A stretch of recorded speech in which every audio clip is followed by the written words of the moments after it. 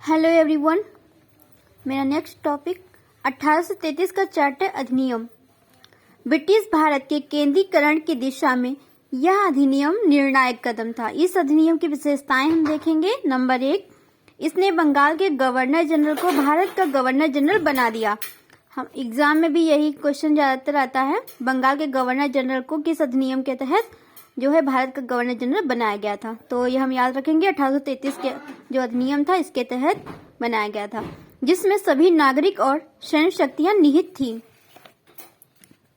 इस प्रकार इस अधिनियम ने पहली बार एक ऐसी सरकार का निर्माण किया जिसका ब्रिटिश कब्जे वाले संपूर्ण भारतीय क्षेत्र पर पूर्ण नियंत्रण था। लॉर्ड विलियम बेंटिंक भारत के प्रथम गवर्नर जनरल थे। ये भी क्वेश्चन आता है कि भारत के प्रथम गवर्नर जनरल कौन थे। नंबर 2, इसने मद्रास और बंबई के गवर्नरों को विधायिका संबंधी शक्ति से वंचित कर दिया।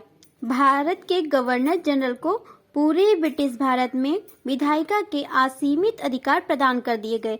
इसके अंतर्गत पहले बनाए गए कानूनों को नियामक कानून कहा गया और नए कानून के तहत बने कानूनों को एक्ट या अधिनियम कहा गया।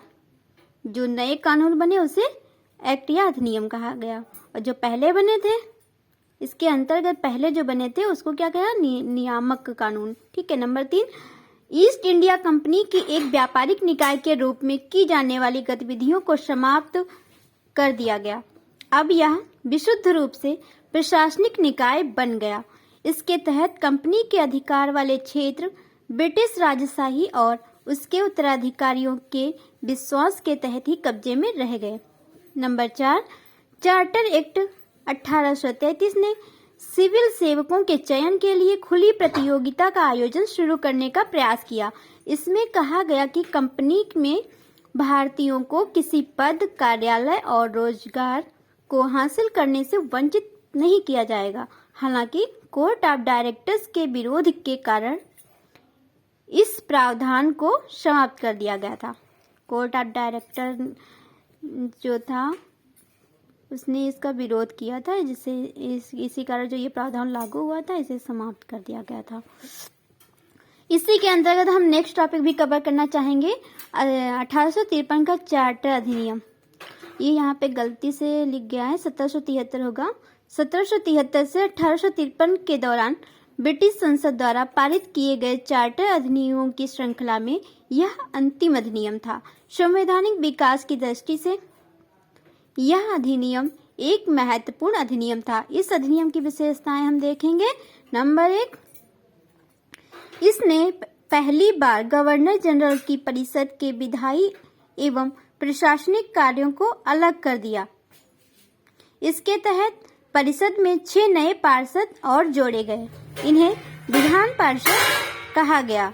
दूसरे शब्दों में इसने गवर्नर जनरल के लिए नई विधान परिषद का गठन किया, जिसे भारतीय विधान परिषद कहा गया। परिषद की इस शाखा ने छोटी संसद की तरह कार्य किया। इसमें वही प्रक्रियाएं अपनाई गईं जो ब्रिटिश संसद में अपनाई जाती थी। इस प्रकार विधायिका को पहली बार सरकार के विशेष कार्य के रूप में जाना गया, जिसके लिए विशेष मशीनरी और प्रक्रिया की जरूरत थी।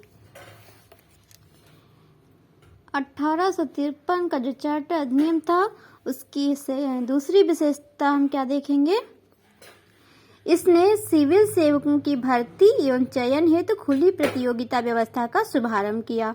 इस प्रकार विशिष्ट सिविल सेवा भारतीय नागरिकों के लिए भी खोल दी गई और इसके लिए 1854 में मैकाले समिति की नियुक्ति की गई, जो कि ये भारतीय सिविल सेवकों के संबंध में थी। इसने कंपनी के शासन को विस्तारित कर दिया। नंबर 3, इसकी विशेषता क्या थी, इसने कंपनी के शासन को विस्तारित कर दिया और भारतीय क्षेत्र को इंग्लैंड राजशाही के विश्वास के तहत कब्जे में रखने का अधिकार दिया। लेकिन पूर्व अधिनियमों के विपरीत इसमें किसी निश्चित समय का निर्धारण नहीं किया गया था। इससे स्पष्ट था कि संसद द्वारा कंपनी का शासन किसी भी समय समाप्त किया जा सकता है। नंबर 4, इसकी विशेषता क्या थी, इसने प्रथम बार भारतीय केंद्रीय विधान परिषद में स्थानीय प्रतिनिधित्व प्रारंभ किया। गवर्नर जनरल की परिषद में 6 नए सदस्य में से 4 का चुनाव बंगाल, मद्रास, बम्बई और आगरा की स्थानीय प्रांतीय सरकारों द्वारा किया गया।